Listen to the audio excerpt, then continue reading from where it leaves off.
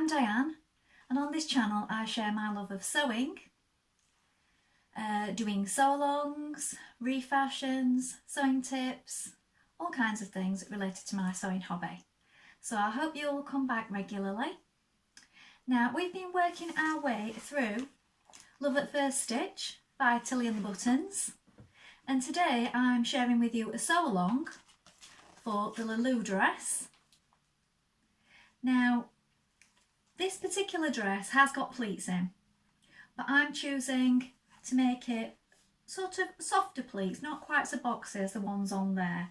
So I will be changing it up a little bit because my fabric is quite flowy, and I'm going to show it to you now, because if you want really robust pleats in a dress, you really need to be using something that's got enough body to make them stand out and show up. But I saw this fabric in the shop and I really wanted it. Now, you can do a gathered version of this dress in the book, and Tilly does recommend that you use the Clemens skirt pattern pieces if you just want to make a fully gathered skirt that way. I'm just going to do a few soft pleats, not quite so boxy, but I'll still use the markings that are on the pattern pieces. So I'll show you my fabric now. So I've already cut it out, and I'll share all the pieces with you in a moment. So this is my fabric. Isn't that lovely? So it's sort of a lovely yellowy mustard colour and this nice navy, and I do like navy. So I think that looked really smart. So it caught my eye in the shop, and even though it is quite soft and flowy, I thought I must have that. And I have cut out some lining pieces for the skirt as well. Now, I don't know if I'll use those yet. I'm going to try them and see how they work, because if they don't work, I shall just take it out. But it's quite handy if you line it, because then you can also wear it in the winter layered up with tops underneath and jumpers over the top, and still wear it as a skirt, and it won't cling to your tights. So that's something to think about. So we'll see how it goes with that. So that's my fabric.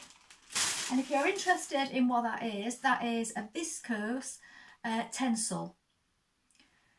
So the tencel is makes it more, the way it's been made is more environmentally friendly.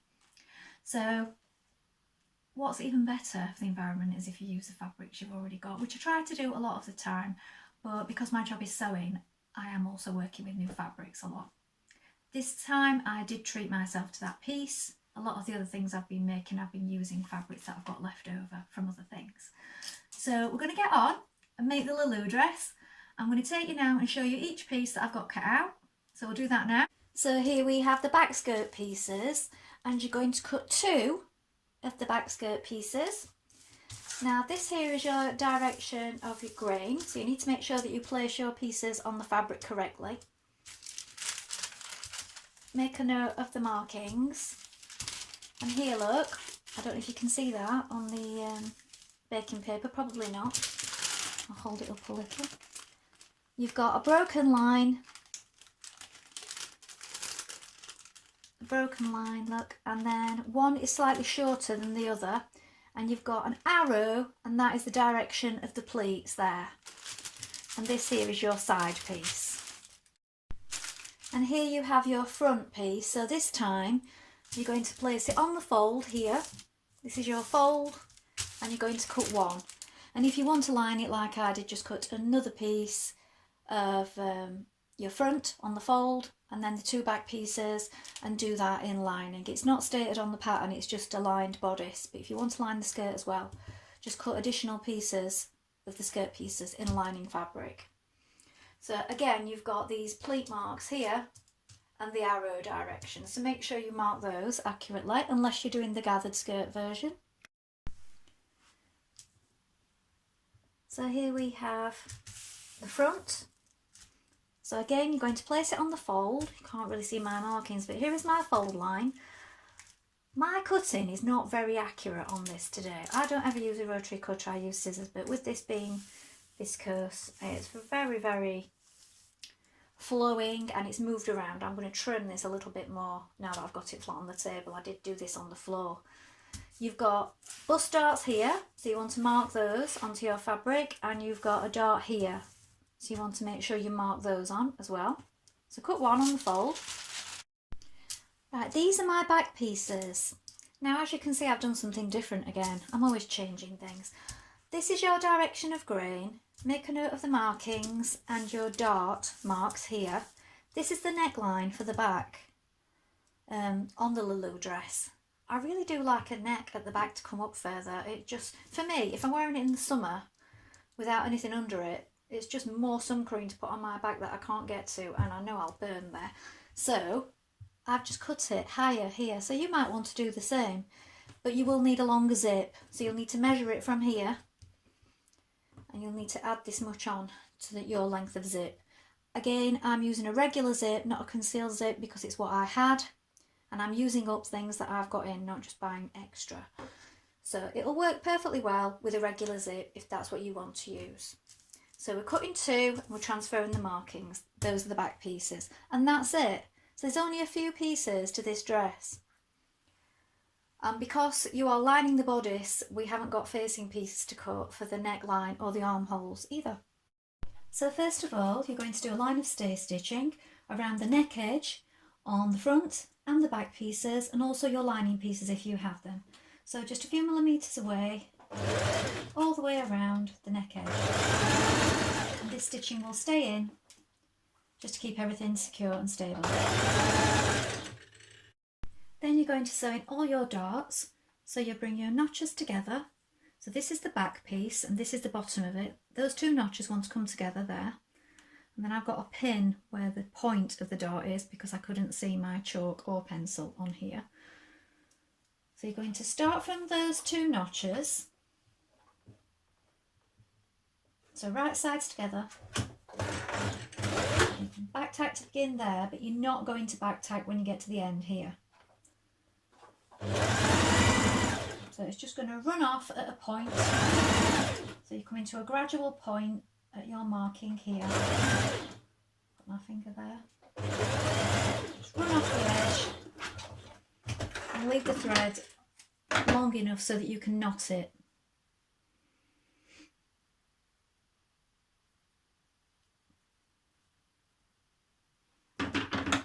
And then you can trim it off.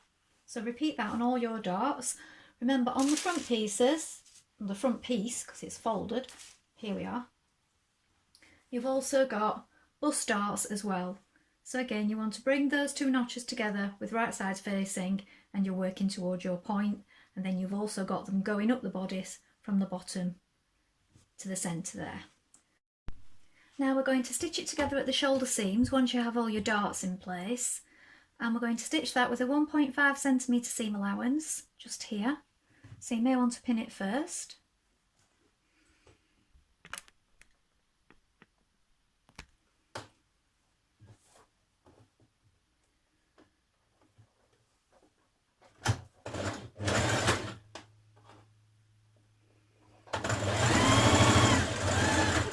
Don't worry about finishing your seams on the bodice because you're going to be lining it as well. Do the same on your lining pieces, attach it at the shoulder seam with right sides facing.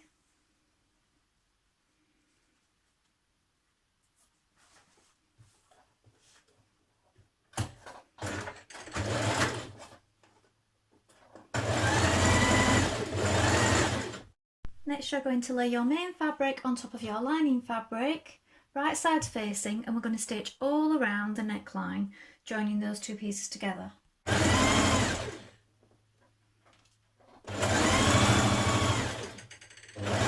Make sure when you arrive at the shoulders that the shoulder seam here lines up with the lining seam underneath and that they're both open and lying flat. Look, mine's folded back. Just make sure that they're lying flat and both of them are open like this. Press them down.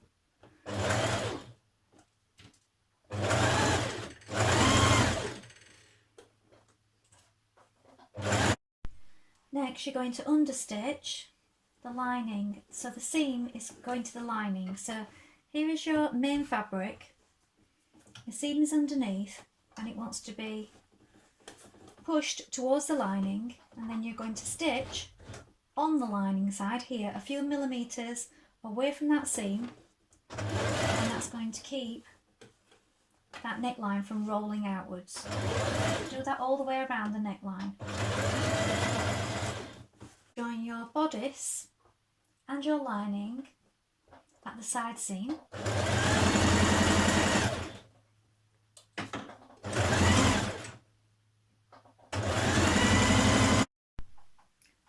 So here's my main fabric and here's my lining fabric. It's best to pin it before you stitch round the armhole so it doesn't move around. Make sure that your side seam lines up and your shoulder seam here.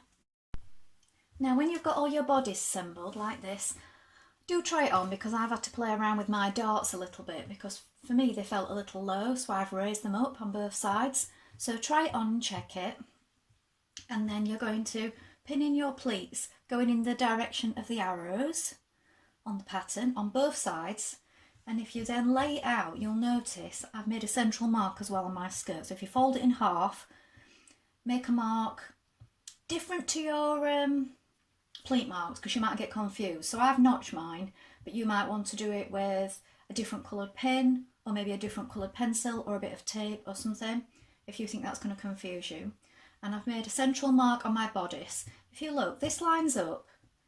The start of your pleats here line up with your bodice darts on the front.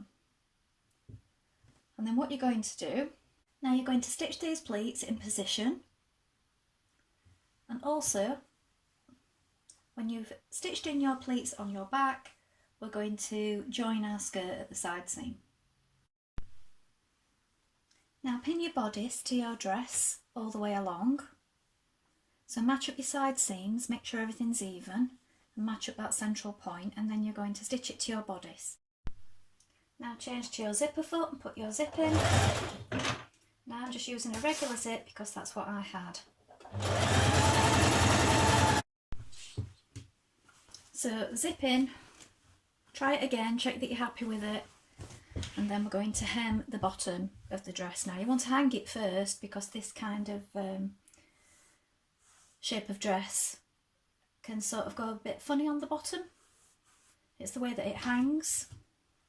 So if you hang it first before you hem it, then if you need to make any adjustments you can see that.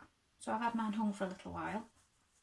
I had it hung before I put the zip in. Actually I had it pinned on my mannequin.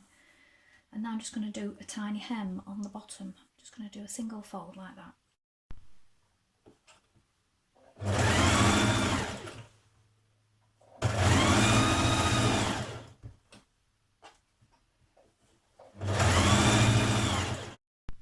So here is the dress finished. Stand back a little bit. I think I'm going to have to move it down a little.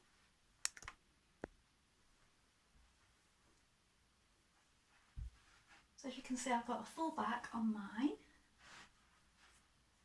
Now I think I do need to take it in just a touch more actually, but I might wait until it's been washed a few more times first before I go doing that. I could just wear a belt in the meantime. And I have left the lining out for now because it's got a nice flow to it and I don't want to spoil that because the lining that I have is a little bit heavier. So I think I'll see how I go first of all for the summer and then decide if I want to line it in the winter, maybe with something a little lighter. So I hope that was helpful. I've enjoyed making it and I really like it. I have made a couple of adjustments as you've seen. I mean I do have a full back on mine now rather than a low one because that'll get more wear, and I've adjusted the darts and I do need to take it in a little bit more because it is a little bit big on me, but these things happen when you're trying a new pattern, so it's easily rectified, and I do like the dress. So it would have had a slightly different feel to it if I'd have used a heavier fabric, which it just say if you're using pleats use a heavier fabric, but this fabric caught my eye and that's what I've gone with. So you pick what you like, don't you really? So if you like that, please like and subscribe, leave me a comment, let me know what kind of things you're looking for, and next time that I work from this book I'm going to be making the Clemens skirt. There may be a couple of other little videos in between because I have got some books that I want to show that I got from the library and maybe some more tip videos.